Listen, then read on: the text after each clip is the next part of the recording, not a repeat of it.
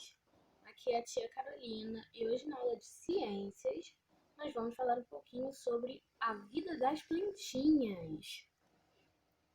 Todos os dias, na nossa casa ou quando a gente vai para a escola, na padaria, a gente sempre vê uma plantinha na rua. Isso porque as plantas estão em todos os lugares. Aqui a tia colocou alguns exemplos para vocês poderem ver de que as plantas sempre estão dentro de casa, nas ruas, campos, dentro dos lagos, nas praias, né? E nas paredes também.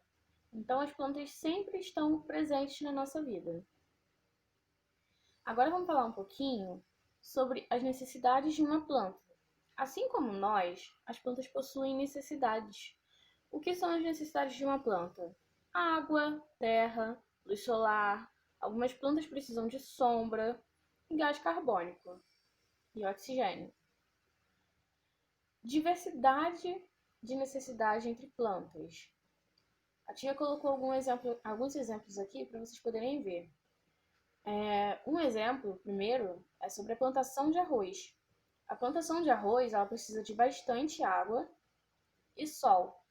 Ou seja, geralmente ela é feita em locais encharcados que sejam muito úmidos ou até mesmo, como vocês estão vendo aí na foto, que até cubra o solo totalmente com água. Diferente do arroz, temos os cactos. Os cactos, eles não precisam de tanta água e suportam altíssimas temperaturas, porque geralmente temos muitos cactos em desertos, lugares secos, e quem tem cacto em casa sabe que não precisa ficar sempre molhando ele. E quando o cacto se parte, ele tem muita água internamente. Então ele não precisa de tanta água.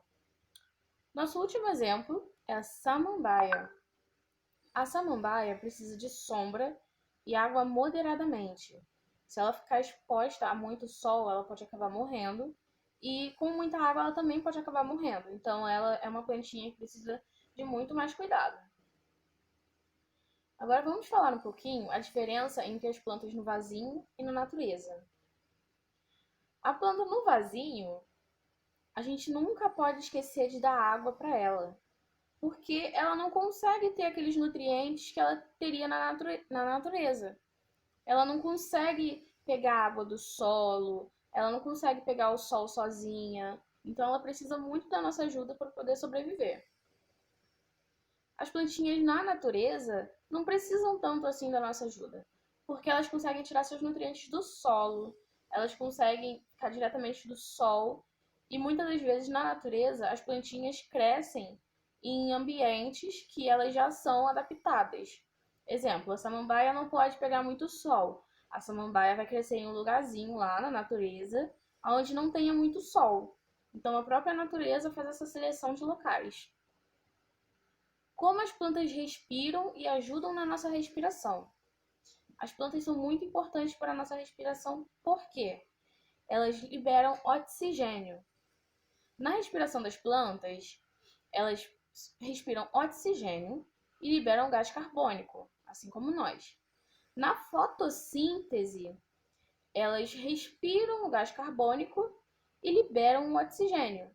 O oxigênio é o que nós usamos para poder respirar. Ou seja, as plantas são muito importantes para a nossa respiração, são essencial para a nossa sobrevivência e por isso não podemos colaborar com o desmatamento. Agora vamos falar um pouquinho sobre as partes da planta. A planta possui flores. As flores geralmente são as que dão origem aos frutos. Vocês já devem ter visto isso em algumas árvores frutíferas. Frutíferas são as árvores que dão frutos, como, por exemplo, macieira, laranjeira, bananeira, enfim. As folhas funcionam como o pulmão das plantas. Por quê? Porque elas respiram através das suas folhas, tá bom? O caule, ele é a parte principal da planta. É como se fosse o nosso corpo, só que é o corpinho da planta. Porque ele é responsável por levar todos os nutrientes para aquela planta. O caule, ele leva os nutrientes para as flores, para as folhas, enfim. E a raiz da planta, né, todo mundo sabe, fica lá debaixo da terra. Ela vai lá embaixo na terra e ela pega os nutrientes. O que são aqueles nutrientes? São sais minerais, é a água, que vai ajudando a plantinha a poder sobreviver e se desenvolver. Como que elas se alimentam? As plantinhas produzem seu próprio alimento. Ou seja, na raiz, elas absorvem os sais minerais do solo, a água, e dentro delas mesmo, elas formam isso tudo em seiva bruta. O que é essa seiva? Essa seiva é o alimento dela. Ela mesma faz o seu próprio alimento. A seiva bruta, ela sobe pelo caule, ou seja, ela vai direto para as folhas, para os galhos, que também são caules, e assim alimentando toda a plantinha. A clorofila, tia, o que é a clorofila? É aquela coloração verde das plantas, tá bom? O nome daquela coloração que se dá é clorofila. A clorofila capta a energia do sol, como tá ali, né? Que permite a transformação da seiva bruta, ou seja, a clorofila ela é muito importante para que as plantinhas consigam se alimentar, tá bom, meus amores? E assim elas podem fazer a fotossíntese, que é muito importante para nós. E como ali a tia marcou ali embaixo, a distribuição é o que eu já expliquei para vocês. A seiva bruta é distribuída por toda a plantinha para poder alimentar ela e ela se desenvolver.